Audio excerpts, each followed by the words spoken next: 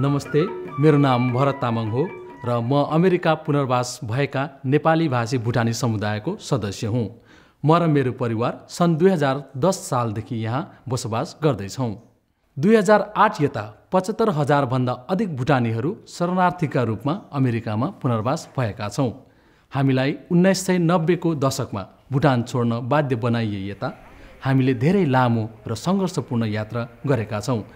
हामीले हाम्रो मातृभूमि छोडेपछि र अमेरिका आउन अघि प्राय 2 दशक पुरा एक पुस्ता नेपालका क्याम्प शरणार्थी शिविरमा चुनौतीपूर्ण बितायौँ। हामीभन्दा अघि अमेरिका आउने अरू शरणार्थीहरू जस्तै अङ्ग्रेजी भाषा सिक्ने, यहाँका तौर तरिका र संस्कृतिसँग समायोजन हुने र आफ्नो परिवारलाई सहयोग गर्ने कठिन कार्यहरूको सामना गर्नु पर्यो। हाम्रो यात्रा लामो र कहिलेकाहीँ बोझिलो भएको छ। हामी मध्ये कसैले आफन्त र प्रिय व्यक्तिसँग छुटिनुको हृदय विदारक पीडा पनि भोग्नु परेको छ। लामो समयसम्म भेला भएर आफ्नो संस्कृति मनाउन नपाउनु वा समुदायमा पूजाआजा गर्न नपाउनु जस्ता क्षणहरू पनि भए। हामी मध्ये धेरैलाई दीर्घकालीन तनाव पनि छ, जसले हाम्रो वर्तमानको खुसीलाई छिनेर राम्रो भविष्यको आशा समेत उडाइदिने खतरा छ। यदि हामीले बितेका र गुमाएका कुराहरूका बारेमा धेरै सोच्यौँ भने हामीलाई दुःख लाग्न, निराश लाग्न र रिस उठ्न सक्छ। यदि हामीले भविष्य र भोग्नुपर्ने अनिश्चितताको बारेमा ज्यादा सोच्यौँ भने हामीलाई चिन्ताले सताउन सक्छ। हामीले अहिले आफैलाई सङ्कटपूर्ण अवस्थामा पाउन सक्छौँ, जस्तै हामी बेरोजगार हुन सक्छौँ, मादक पदार्थ सेवन गर्ने या जुवा खेल्ने या हिंसाको शिकार हुन सक्छौँ। यस्ता अवस्थामा हाम्रो जीवनको परिस्थिति हाम्रो जीवनभन्दा पृथक हुन्छ भनी स्मरण गराउन लाभदायक हुन सक्छ। हाम्रो जीवन अवस्था समयअनुसार परिवर्तन हुन सक्छ, तर हाम्रो जीवन जो हाम्रो आत्माको परम चेतना हो सधैँ अपरिवर्तित रहन्छ अनि जीवनका सम्पूर्ण स्रोतहरूसँग जडित रहन्छ। बौद्ध परम्पराको विचारशीलताले हामीलाई हाम्रो जीवन र जीवनको अवस्थालाई वर्तमान घडीको प्रश्वासमा केन्द्रित गरी फरक गर्न सहयोग गर्छ। हिन्दूहरूको पवित्र ग्रन्थ उपनिषद्ले हामीलाई वसुदैव कुटुम्बकमको भावना हाम्रो हृदयमा सदैव वास गर्छ अनि सबैलाई प्रेम गरिरहन्छ भन्ने कुराको स्मरण गराउँछ। त्यसै गरी ईश्वरीय चेतना जुन हामी हाम्रो हृदयमा पाउँछौँ हाम्रो जीवन समृद्ध गराउने ऊर्जा स्रोत हो भनी बाइबलले भन्छ।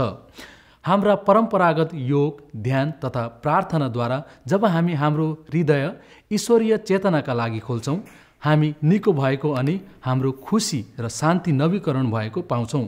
त्यसैले म तपाईँहरूलाई योग, ध्यान र प्रार्थनाको अभ्यास जारी राख्नुहोस् भनी प्रोत्साहित गर्छु। तपाईँ आफै पनि गर्न सक्नुहुन्छ अथवा आफ्नो सामुदायिक भवनमा दर्ता गर्न पनि सक्नुहुन्छ। धेरै मानिसहरूले धर्म, वर्ग, जातीयता तथा राष्ट्रियताका बावजुद आफ्नो दुःख र क्षतिलाई केही सकारात्मक र अर्थपूर्ण कुरामा रूपान्तरित गर्न सफल भएका छन्। जुन मानिसहरूले हिंसा र वेदना सहेका छन् उनीहरूमा आफै निको हुने अनि पुनर्जीवन जिउने अन्तर्निहित क्षमता छ भन्ने कुरा उनीहरूका कथाले सिकाएको छ। यहाँ केही समुदायका सदस्यहरूका कथाहरू छन् जसले गम्भीर चुनौतीहरूमाथि विजय प्राप्त गरी जीवनमा नयाँ उत्साह र अर्थको सञ्चार गर्न सफल भएका छन्। उनीहरूका कथाद्वारा प्रवाहित आशाको सन्देश सुनेर तपाईँ सबल र प्रेरित हुन सक्नुहुनेछ। धेरै समस्या पऱ्यो नि हामीहरूलाई, किनभने अब छैन, मेडिकल जाँदा कुरा बुझ्दैन, कहीँ जाँदा केही हुँदैन, हाम्रो नबुझेपछि चाहिँ समस्या परिहाल्छ नि। त्यसो भयो र अहिले चाहिँ अब 2 वर्ष भयो होइन। 2 वर्ष हुँदा गर्दा चाहिँ अब सहयोग सबैले अब यताउता गर्दा अब एक कमिटी हलमा गयो। म लगायत मेरा सन्तानको भविष्यलाई एउटा निर्धारित गर्दै शरणार्थी जीवनबाट मुक्ति पाउनका लागि म 5जना परिवार लिएर आएको हुँ।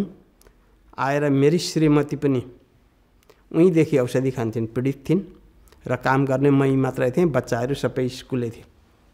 आएको 9 महिना पछाडि म कार दुर्घटना परेँ। त्यहाँदेखि मेरो अवस्था एकदम नाजुक भयो। एकदमै अप्ठ्यारो अवस्थामा पुगेर त्यहाँदेखि फेरि दोस्रो जीवन प्राप्त गर्ने लक्ष्यमा हुँदा अहिले चाहिँ धेरै खुसी पनि छु। अब उनीहरूले त्यस्तो गर्छन् भने त मलाई अब मलाई मन दुख्थ्यो होइन, म बिरामी थिएँ, म त के गर्न सक्छु, म कहिले जाति हुन्छु जस्तो हुन्थ्यो। अब त्यही भएर म हस्पिटलहरू गएँ, धाएँ, म के भन्छ मन्दिरहरू गएँ, फास्टिङहरू बसेँ घरमै। अनि त्यही भएर मेरो त्यो फास्टिङहरू बसेकोले पनि होला, मनको सन्तोकले होला, अलिक जाति हुँदै गएँ। त्यस पछाडि म राम्रै भएँ। उहाँहरूलाई चाहिँ म के भन्न चाहन्छु भने, हुन त हामी एकै ठाउँबाट आएका हौँ, तर पनि हामी नेपालीहरूमा चाहिँ अलिकति कस्तो खालको भावना बोकेका हुँदो रहेछन् भने एकै ठाउँ बसेर आफ्नो समस्यालाई समाधान गर्ने पक्षमा रहेका हुन्छन्।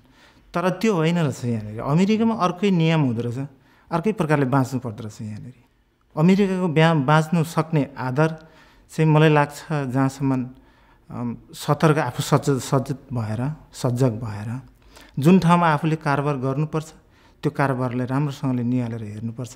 आफूसँग योग्य भएन भने कुनै पनि योग्य व्यक्तिसँग सरसल्लाह मागेर त्यस पछाडि मात्रै त्यो कारोबारलाई थालेर पूर्णता दिनुपर्छ। र त्यस पछाडि कारोबार गर्दै जाँदाखेरि चाहिँ कुनै पनि समस्या बिचमा आयो भनेर तर्सेर भाग्ने चाहिँ होइन। यी व्यक्तिगत कथाहरूले कसरी केही मानिसहरूले उनीहरूका विपत्ति र सङ्कट टार्दै आशाको भावना बोकेर हिँडेका छन् भन्ने कुराको विवरण गरेका छन्। कृपया यी भिडियोहरू अरू भावनात्मक सङ्कटबाट पीडित व्यक्तिहरूमा बाँडिदिन आह्वान गर्दछु, जसले गर्दा उनीहरूमा पुनः खुसी हुन सकिन्छ भन्ने कुराको आभास गराउन मद्दत मिल्नेछ। तपाईँ आफ्नो उत्साहपूर्ण र विजयी कथालाई अरू समक्ष प्रस्तुत गर्नुहोस् भन्ने आह्वान गर्दछु।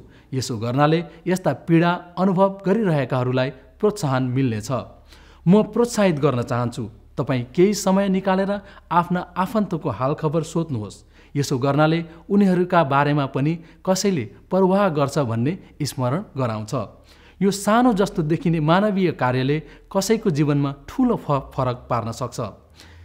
यसले एउटा जीवन बचाउन पनि सक्छ। यदि तपाईँ या तपाईँले चिनेको कोही चिन्ता, दुःख या निराशाका कारण बिरामी या व्यतीत हुनुहुन्छ, अर्थात् विचलित भएको महसुस गरिराख्न भएको छ भने तपाईँलाई सहयोग गर्ने व्यक्तिसँग कुरा गर्नु अत्यन्त महत्त्वपूर्ण हुन्छ। कृपया तपाईँलाई विश्वास लाग्ने साथी अर्थात् समाजसेवीसँग भेट्नुहोस्, अर्थात् तपाईँको चिकित्सक, केस म्यानेजर अर्थात् शिक्षकसँग मद्दत माग्नुहोस्। तपाईँलाई राम्ररी जान्ने वा तपाईँले निसङ्कोच आफ्ना जिज्ञासा राख्न सक्ने कम्तीमा एकजना मानिस भएको राम्रो हो। अमेरिकामा चिकित्सकहरूले तपाईँ बिरामी वा अस्वस्थ रहेको नरहेको जान्न चाहन्छन्। सिकिस्त अवस्था भई काम गर्न, परिवारको हेरचाह गर्न या सुत्नै नसक्ने भइन्जेलसम्म प्रतीक्षा नगर्नुहोला। डाक्टर भेट्नु अगाडि आवश्यक परे दोभाषे माग्नुहोला अनि तपाईँका रोगका लक्षणहरू आफ्नो भाषामा लेख्नुहोला अथवा दोभाषेलाई भन्नुहोला। यदि तपाईँ असुरक्षित महसुस गर्नुहुन्छ अथवा आपतकालीन स्थिति हो भने 911 कल गर्नुहोला अथवा सुसाइड प्रिभेन्सन लाइफलाइनको 1-800-273-8255 फोन गर्नुहोला। 1-800-273-8255 फोन गर्नुहोला। यहाँ तालिम प्राप्त नेपाली दोभाषे उपलब्ध रहन्छन्। हामी नेपाली मूलका भुटानी शरणार्थीहरूले यस घडीसम्म आइपुग्दा धेरै कष्ट सहेका छौँ। जस्तै कठिनाइ परे पनि हामीले अदम्य साहस देखाएका छौँ। हामी धेरैजना अमेरिकामा बसोबास गरेको 5 वर्ष बितिसक्दा पनि जीवनको जग बसाल्नलाई सङ्घर्षरत छौँ। नयाँ समुदायहरूमा परिचित हुन समय लाग्छ। उक्त घडीमा हाम्रो एक अर्कामाथिको सहयोग जारी राखौँ। जीवनको दृष्टि सुधार गर्ने उपाय भनेको विशेष गरी वृद्ध तथा बच्चाहरूलाई सहयोग गर्ने हो। हाम्रा अग्रजहरूले हाम्रो भलाइका लागि गरेका व्यक्तिगत बलिदानको स्मरण गर्दा म कृतार्थ हुन्छु। अवसरहरूले सुसज्जित एक पूर्ण नागरिकको रूपमा जब भावी पिँढीलाई देख्छु, म उत्साहले ओतप्रोत हुन्छु।